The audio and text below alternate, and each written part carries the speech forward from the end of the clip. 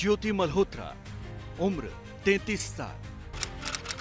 ज्योति Malhotra ISI के लिए जासूसी करने वाली, पाकिस्तान को भारत की खुफिया जानकारी भेजने वाली, भारत के खिलाफ डिजिटल वॉर में शामिल होने वाली। कोरोना के वक्त जब नौकरी गई थी तो ट्रेवल ब्लॉग शुरू कर करियर बनाने वाली ज्योति व्यूज, लाइक्स और शेयर के चक्कर में साजिश का हिस्सा बन गई है। ज्योति की गिरफ्तारी के बाद जारी जांच में जो तथ्य और सुराग सामने आए हैं, उससे ज्योति की असलियत सामने आती जा रही है।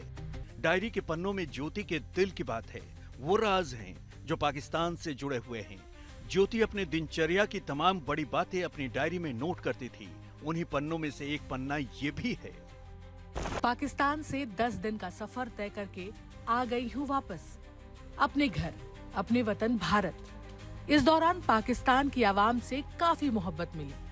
हमारे सब्सक्राइबर्स, फ्रेंड्स भी हमसे मिलने आए। लाहौर घूमने के लिए मिला 2 दिन का वक्त काफी कम था।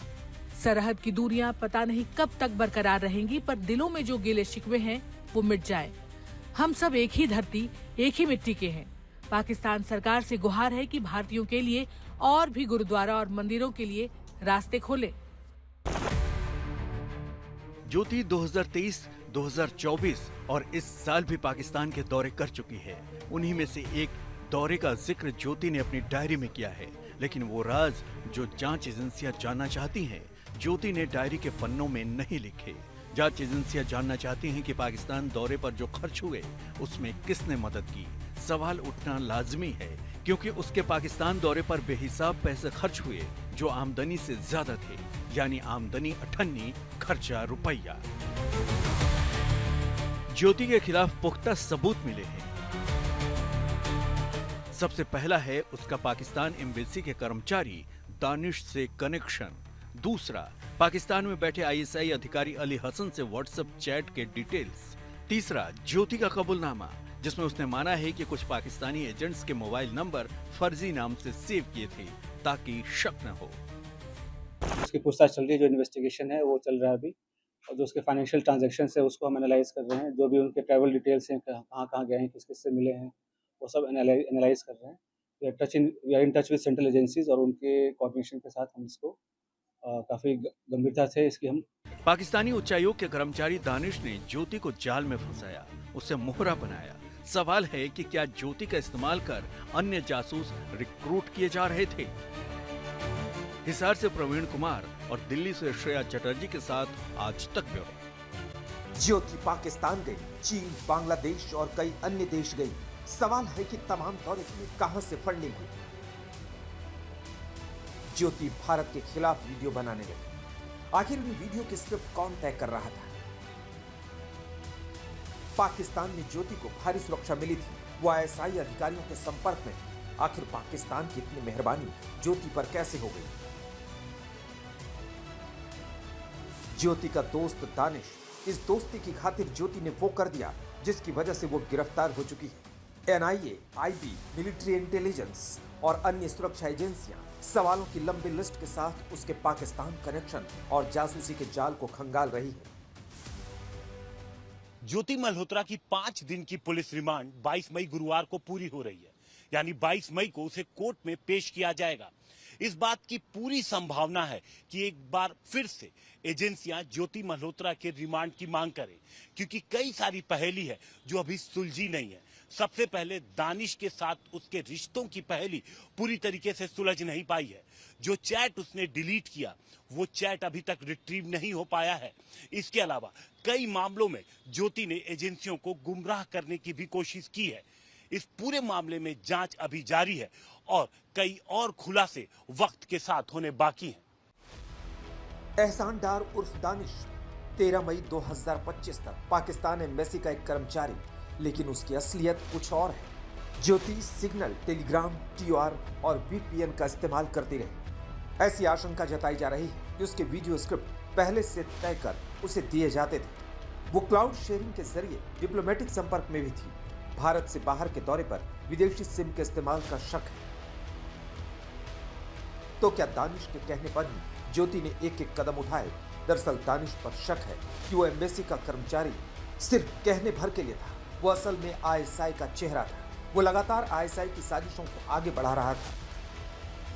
दानिश पहले मदद के नाम पर दोस्ती करता, फिर जाल में फंसने वालों को पाकिस्तान में बैठे आईएसआई अधिकारियों से पहचान करवाता और उन्हें भारत विरोधी साजिशों का हिस्सा बना लेता। गिरफ्तार ज्योति ने कबूला है दानिश के कहने पर ही पाकिस्तान में उसके जानकार अली हसन से मिली थी, जहां अली हसन ने मेरे रुकने और घूमने फिरने का इंतजाम किया था। पाकिस्तान में अली हसन ने मेरी पाकिस्तानी इंटेलिजेंस के अधिकारियों से मुलाकात करवाई थी। जांच एजेंसियां ज्योति के तमाम कबूलनामे को तकनीकी जांच के जरिए वेरीफाई करने में जुटी है। श्रेया चटर्जी के साथ हिमांशु मिश्रा, दिल्ली, आज तक। आईएसआई की साजिश के चेहरे बेनकाब हो रहे हैं और आतंक परस्त खुफिया एजेंसी को भी बेनकाब कर रहे हैं।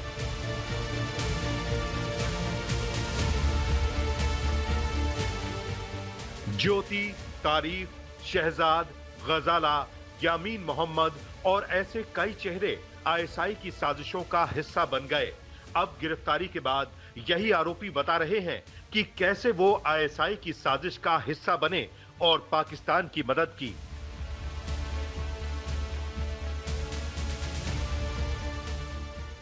मुरादाबाद से गिरफ्तार शहजाद अब साजिशों पर बोल रहा है। जांच में सामने आया है कि शहजाद देश में बड़े आतंकी हमले की साजिश रच रहा था। एटीएस सूत्रों की माने तो शहजाद अकेले काम नहीं कर रहा था। उसने रामपुर के कई युवाओं को पाकिस्तान भेजा था, जहां उन्हें जासूसी और विध्वंसकारी गतिविधियों का प्रशिक्षण दिया गया। सबसे चौंकाने वाली बात यह है कि उन युवाओं को पाकिस्तान की खुफिया एजेंसी आईएसआई के एजेंटों की सीधी मदद मिली। एटीएस ने शहजाद, जो पाकिस्तान में सूचना भेजने का काम करता था, गिरफ्तारी के बाद खुलासा किया है और साफ किया है कि शहजाद कई नाविकों को मुरादाबाद से पाकिस्तान भेजता था। पाकिस्तान वह वीज़ा लेकर भेजता था और इस वीज़ा को लेने में मदद दिल्ली पाक एम्बेसी में बैठे एहसान डार उर्फ दानिश की मदद से की जाती थी। यही नहीं, कई लोगों को सूचना भेजने के नाते वह आईएसआई के एजेंटों के संपर्क में आ गया था। इसी तरीके से आईएसआई के एजेंट उसको निर्देश देते थे कि आगे उसको खुफिया जानकारी शेयर करें, जिससे आतंकवादी घटनाओं को अंजाम दिया जा सके।